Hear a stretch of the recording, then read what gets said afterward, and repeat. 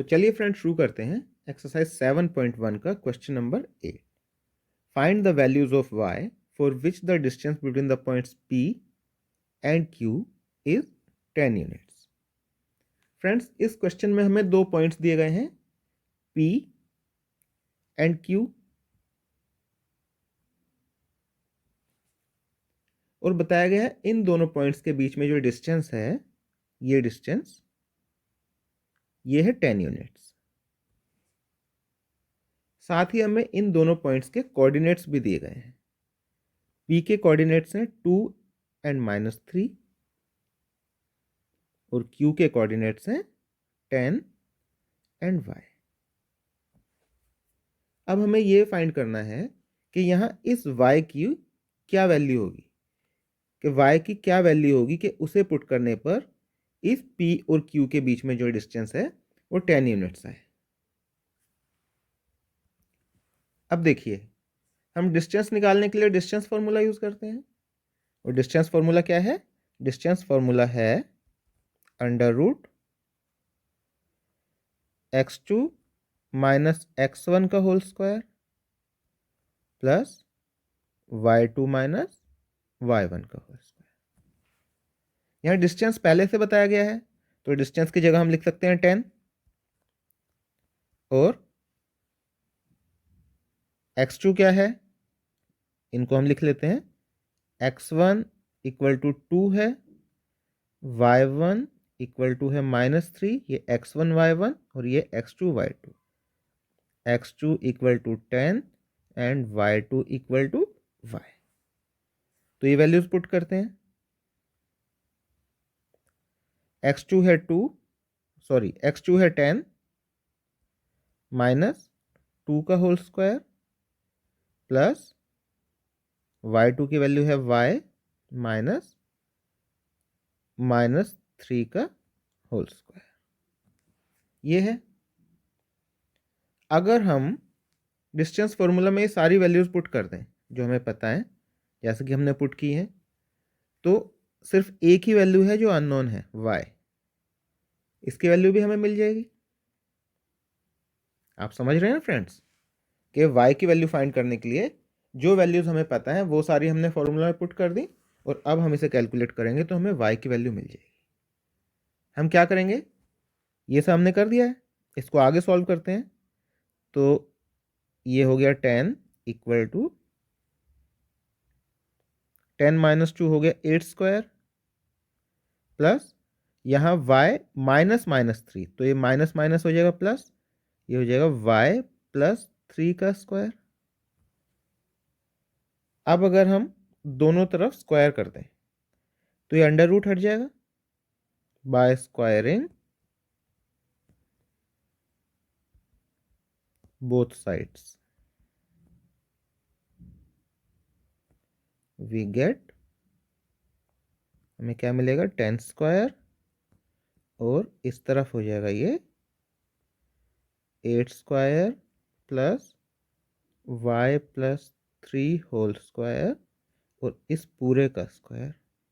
हमने इसको स्क्वायर किया ना, अब क्या होगा, स्क्वायर करने से ये तो हो गया 100, 10 स्क्वायर इक्वल टू 100 और इस स्क्वायर से ये अंडर रूट हट गया, तो यहाँ बच गया 8 स्क्वायर प्लस y प्लस 3 का होल स्क्वायर। आगे सॉल्व करते हैं। 100 इक्वल टू 8 स्क्वायर होता है 8 8 64 प्लस यहाँ लगेगी a plus B whole square identity. वो क्या है, a plus B whole square होता है a square plus B square plus 2ab। ये हमने 9th क्लास में भी पढ़ा था। तो यहाँ a है y, इसको लिखेंगे y स्क्वायर, b है 3 को स्क्वायर करेंगे तो 9 मिलेगा प्लस 2 इंटू a यानी y इंटू b 2ab। ये हो गया।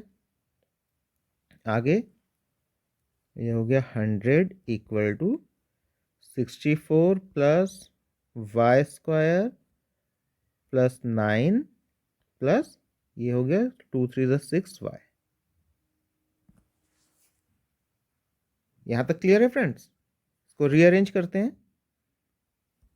100 इक्वल टू 64 प्लस 9 हो गया 73 plus Y square plus 6y। तो इससे हम कह सकते हैं, इसको हम अरेंज कर रहे हैं, Y square plus 6y plus 73, और इस 100 को भी हम इस तरफ ले आते हैं। तो यहाँ 100 क्योंकि प्लस था, यहाँ आके हो जाएगा -100, और यहाँ बच गया 0, जिसको मैं यहाँ लिख देता हूँ इक्वल टू 0। क्लियर है?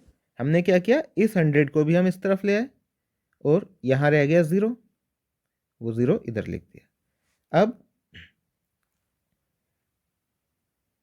ये बन गया वाई स्क्वायर प्लस 6y।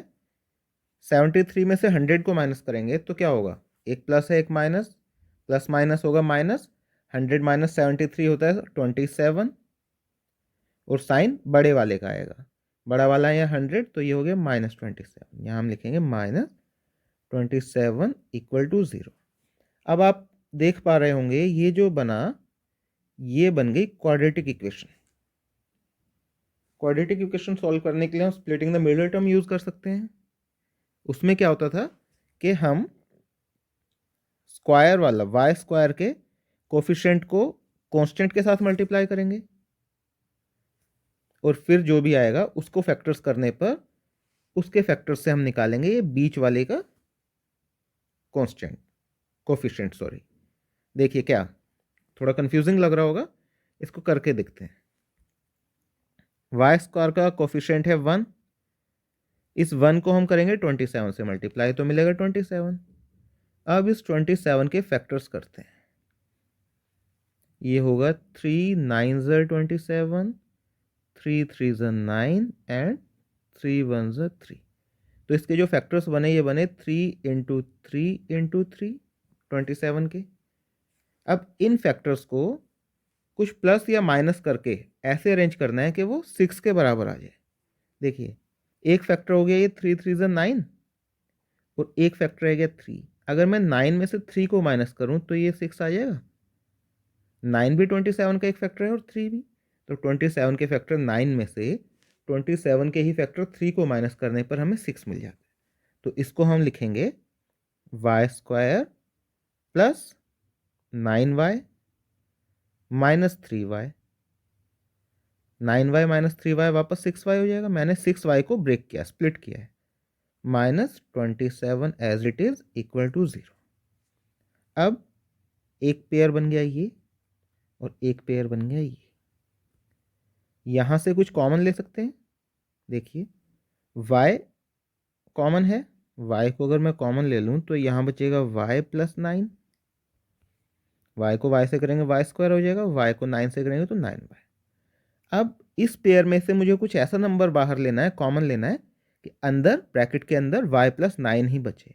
तो अगर मैं यहाँ से -3 को ले लूँ तो अंदर क्या बचेगा, y -3y हो जाएगा जब मल्टीप्लाई होगा, और यहाँ प्लस 9।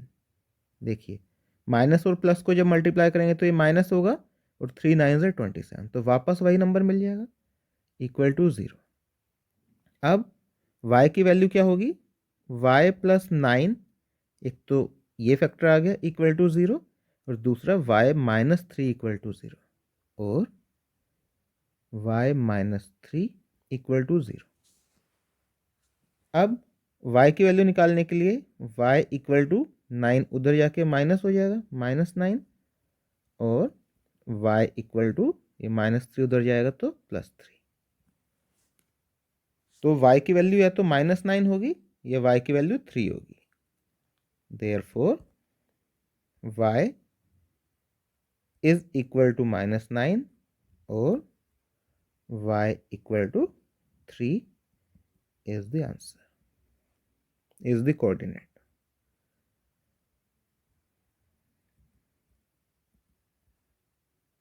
For y2, y2 ही है ना, ये y2 का कोऑर्डिनेट हमें बताना था, जो कि होगा या तो -9 या 3। ये क्लियर हुआ फ्रेंड्स? तो यहाँ हो जाता है हमारा क्वेश्चन 8 कंप्लीट।